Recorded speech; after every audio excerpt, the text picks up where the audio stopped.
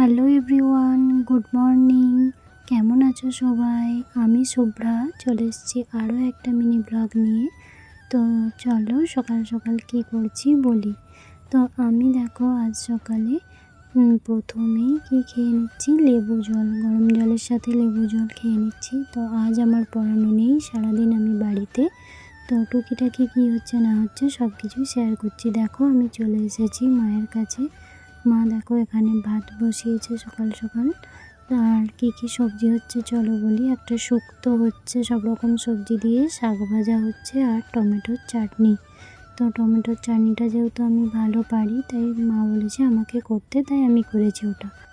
তারপর দুপুরবেলা মা আমাকে আর দাদাকে ভাত বেড়ে দিচ্ছে, আমরা দুজনে ভাত খাবো। বাবা এখন বাড়ি নেই, তাই বাবা আর মা পরে খাবে। তারপর বিকেলবেলা আমি, বাবা আর মা তিনজন মিলে চা খেতে বসেছিলাম।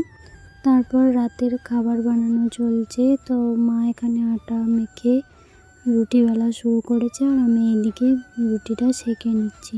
আজকের আমাদের রাতের খাবার রুটি আর হচ্ছে মুসুরের ডাল।